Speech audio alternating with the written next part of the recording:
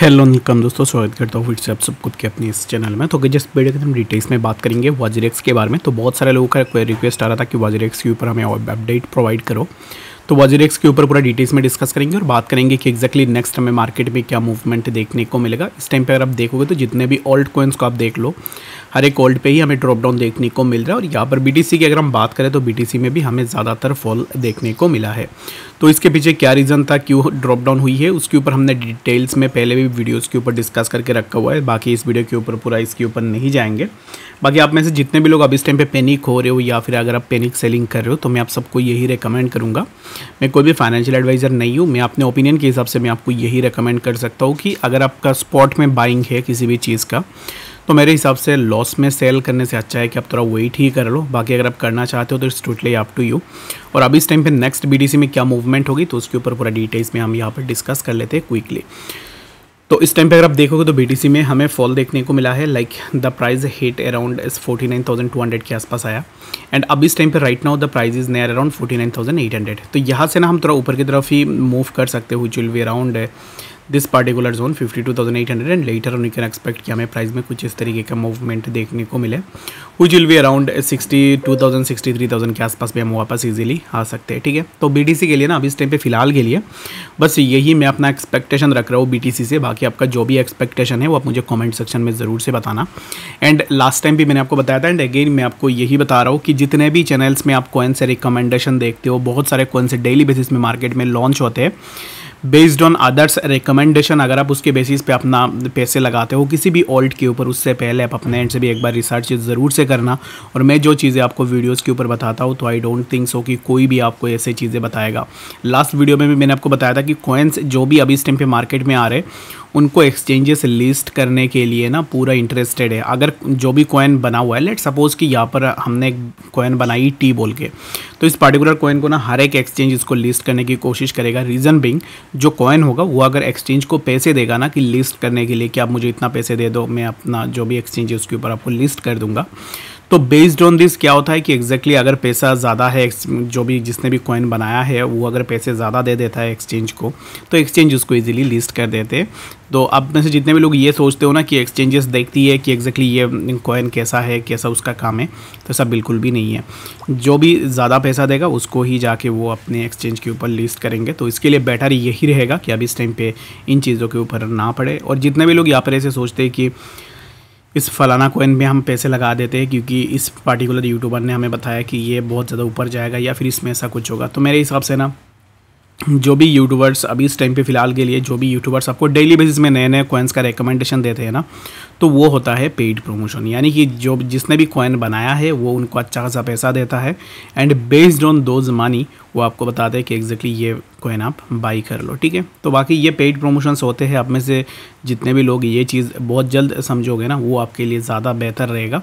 तो इसके लिए ज़रूर से इन चीज़ों को ना अंडरस्टैंड करने की कोशिश करना कि जो भी कॉइन्स आप देखते हो जो ऊपर जाते हैं, जिनमें हमें ड्रॉप डाउन देखने को मिलती है, तो मैक्सिमम नंबर ऑफ़ कॉइन्स में ऐसे ही होता है कि वो ज़्यादातर पेड प्रमोशंस होते हैं और वो प्रमोशन करके निकल जाते हैं, लेकिन लॉस जो है ना वो आपको ही बेयर करना पड़ता है। तो बाकी बिल्कुल भी मत करना ये ऐसी चीज़ें।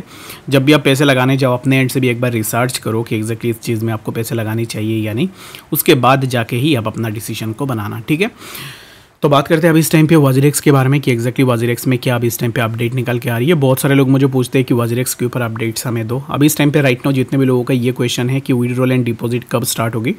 विड्रॉल का तो अभी इस टाइम पे कुछ भी पता नहीं है कि विड्रॉल कब स्टार्ट होगा। तो विड्रॉल के लिए मैक्सिमम लोग तो अभी इस टाइम पे विड्रॉल के लिए ही वेट कर रहे हैं। तो विड्रॉल अभी इस टाइम पे नहीं होगा और कोई भी ऑफिशियल अपडेट नहीं है कि एग्जैक्टली कब विड्रॉल होगा।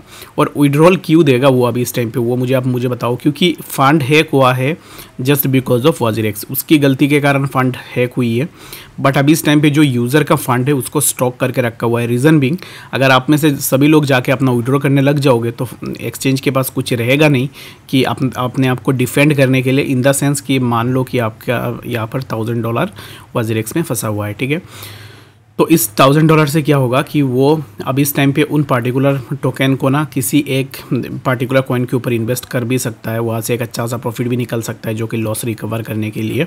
बाकी एग्जैक्ट क्या प्लान है कुछ भी अभी इस टाइम पे सामने नहीं आई हुई है, और अभी इस टाइम पे आप यही एजम्पशन लगा सकते हो कि जो भी यहाँ पर आपको विड्रॉल्स नहीं प्रोवाइड किया जा रहा है, रीज़न बीइंग अभी हो सकता है कि उनके पास वो फंड है ही नहीं। और एक चीज़ ना इंपॉर्टेंट है, आप या फिर अपने बैंक में या फिर अपने क्रिप्टो वॉलेट में जो भी अमाउंट आप देखते हो ना, लेट्स सपोज कि अमाउंट आप 10 देख रहे हो, ठीक है, तो ये 10 ना एग्जैक्टली यहाँ पर सिर्फ एक डमी नंबर आपको दिखाया जाता है।